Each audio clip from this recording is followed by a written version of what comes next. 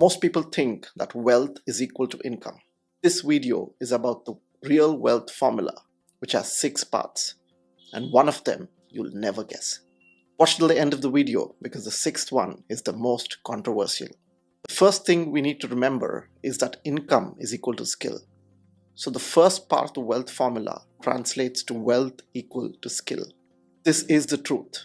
While many people still think that luck and other factors play a leading role in wealth, if you look at the people who have built huge amounts of wealth, you can see that they have built it on the foundation of great skill. Whether that's by building an extraordinary business, rising to the very top of the corporate ladder, or by becoming an excellent sportsman. The common denominator is extraordinary skill. Let's face it, you will not build extraordinary wealth without developing your skills. And that brings us nicely to the second part of the wealth formula. Once we've accepted the idea that wealth equal to skill, and then extensively developed our skills, we expect our wealth to grow, only to be disappointed by the fact that skill is not enough on its own. When you have great skill, people will want you. You will get business, jobs, opportunities. However, the truth is that just having a great job or many customers doesn't guarantee wealth.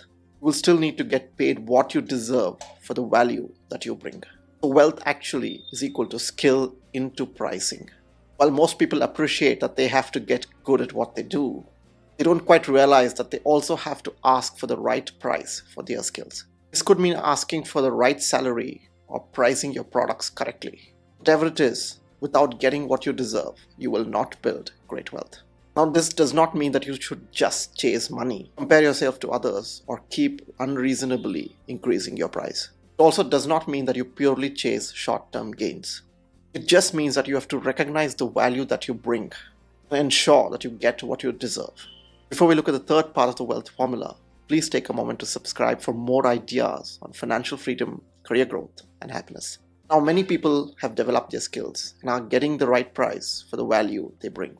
But many of them are still disappointed that they are not growing their wealth as fast as they would like.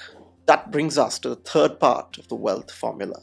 Wealth is equal to skill into pricing divided by lifestyle. No matter how much skill you build, how much income you earn, it is useless if you spend all of it. If your lifestyle rises to match or outpace your income, then you will never build wealth. While this may seem obvious, it escapes people's mind in the daily grind of life. But if you focus back to the formula, it's clear that the more you increase your lifestyle, the lesser wealth you will build. In fact, in most cases, people with ultra-luxury lifestyles, especially in the early stages, do not build any wealth at all. If your lifestyle tends to infinity, then your wealth will tend to zero. So you have built skill, are getting the right price, and have rationalized your lifestyle. This means that you're already in a better place than most people. However, the wealth formula does not end there. This brings us nicely to part 4.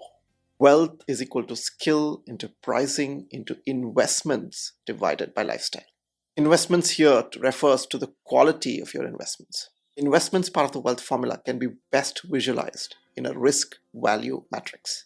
If your investments are in the low-risk, low-value quadrant, where you don't invest much at all, and perhaps keep all your money in fixed deposits, your wealth will not grow fast enough and will be eroded by inflation. You will need to depend on working to earn a good income all your life. The low-risk, high-value investment is a myth. It doesn't exist.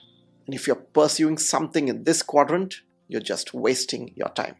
And if you're in the high-risk, low-value quadrant, it is obviously a disaster. Most people think that high-risk investments are always high-value. That is not necessarily true. And lastly, if you're in the high-risk, high-value quadrant, you are being too greedy. For example, you invest 100% of your wealth in equity-based instruments or only in a few stocks. This is where wealth is lost because you can get lucky once or twice or maybe even thrice. But in general, you cannot depend on luck to ensure that your investments always make money. In the ideal case, you need to be somewhere in the middle of this matrix, where you take a medium amount of risk and get a medium amount of value.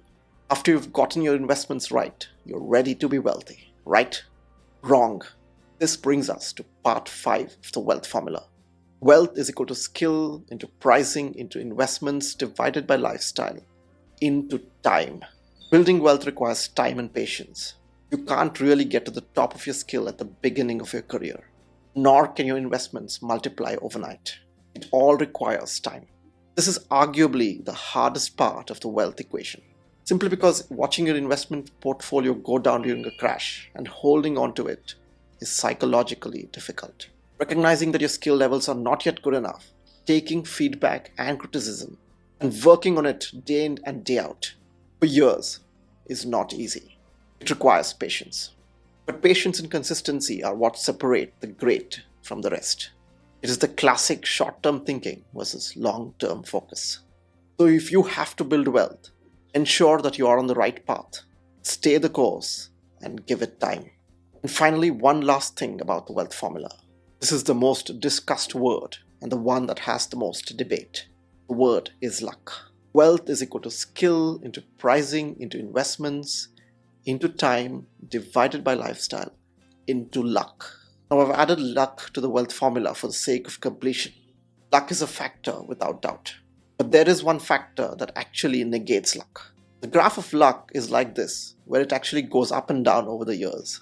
You'll have good luck in some years and maybe not so good luck in other years. So luck is a factor in how your wealth shapes up in the short term. The factor that negates luck is what we've already discussed, and that is time. Luck evens out over the years. And so, if you give it time, the luck factor becomes equal to 1 and is not really going to be a factor in your quest to build wealth.